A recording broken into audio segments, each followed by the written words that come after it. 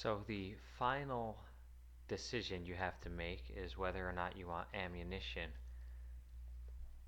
We're going to set it up that if your character, Blockman, your main character, hits this ammunition canister, that only then will it be able to fire bullets.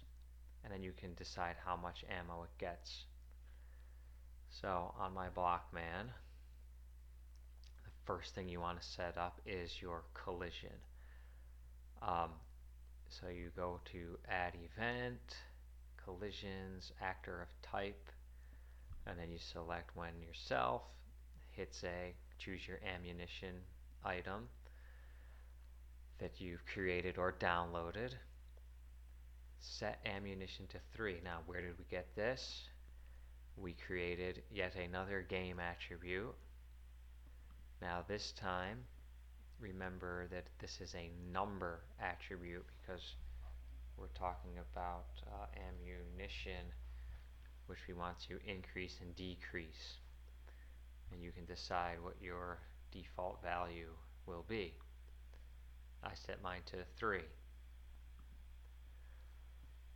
So when yourself hits the ammunition, you could set yours to 0, okay? Because when you get the ammunition, then it'll go up to 3. But that actually doesn't matter too much. So game attribute, we've created our number setters, and here it is down here. Make sure you have setters selected. Set ammunition to the number you want it.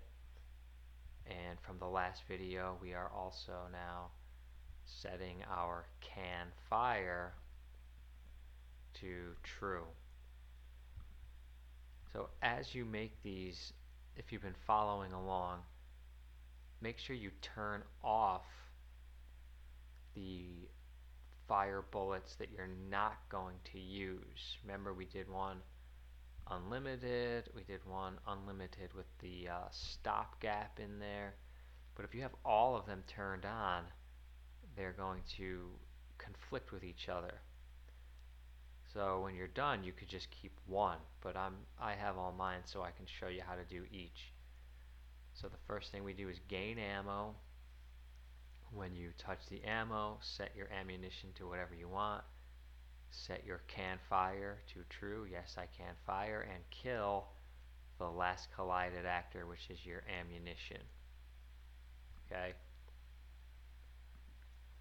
Now we do a when updating right there, and we just say if our ammunition equals 0, getting ammunition from our getter now, and equals set can fire to false.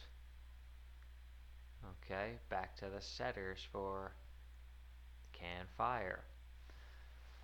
So what we're doing is, instead of having a time-based stopgap, we're just using our ammunition. So even if you spam the button 3 times, well, it's only 3 bullets. I'm going to turn mine back on. So this is just setting up our ammo. Here's what happens when we get the item, and when we run out, it's at 0. So now let's get to the part where the bullets actually decrease their count. So I have labeled here, this says fire bullets with ammo, and you'll see that we're saying when action 1 is pressed, same as we've done before, if can fire equals true and bullets right equals true, create bullet at x of self plus width of self, y of self minus 10. Again, this long code is the same one we've been using in the past 3 videos, so I'm not going to drag and drop all of this in for you again. Refer to the last video or pause it at select locations and copy in the blocks. The main difference now is just we want to set our ammunition to ammunition -1. Alright, so ammunition, as we've said, is a number attribute now. So we set it to ammunition. We need our minus sign. Well, numbers and text. Ammunition -1. And our game attribute getter now. There's our ammunition.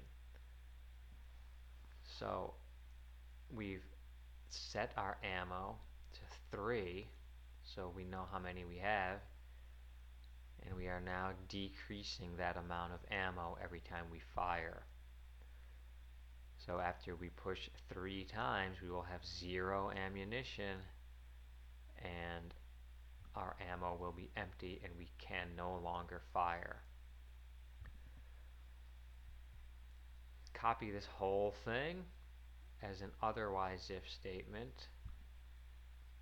Alright, and again, use the Alt, click on this code that you need, hold Alt or Option, click and drag the whole thing down so you don't have to retype it all, and just make sure that the only change you've made is again right here when you're facing left, because bullets right is false. Make sure this is minus the width of yourself, and again set ammunition to ammunition -1. And that is the whole code. I'll delete all that later. That's the whole code to firing bullets with ammo. Ironically, it's a little shorter than the stopgap firing bullets.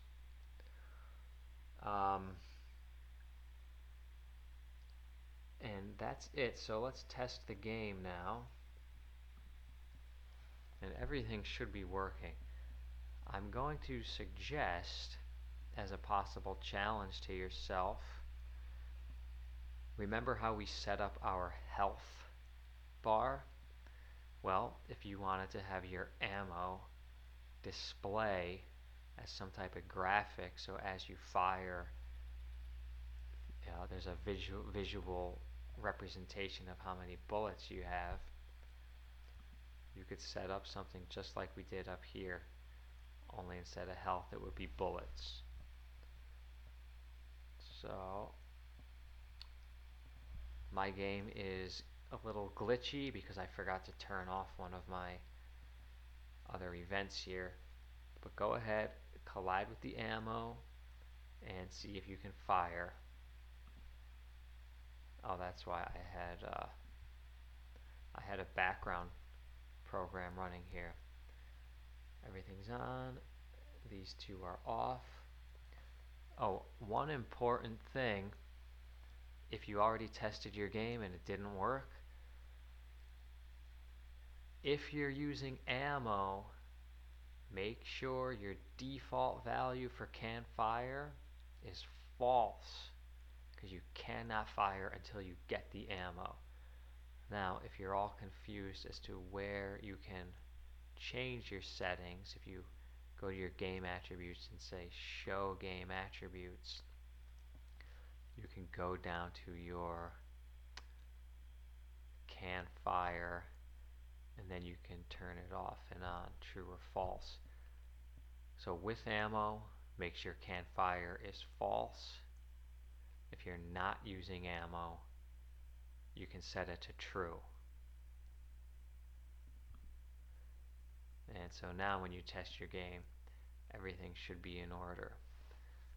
So if you want to stop this video here, test your game yourself, I invite you to do so. If you want to watch me test my game, you may do so as well.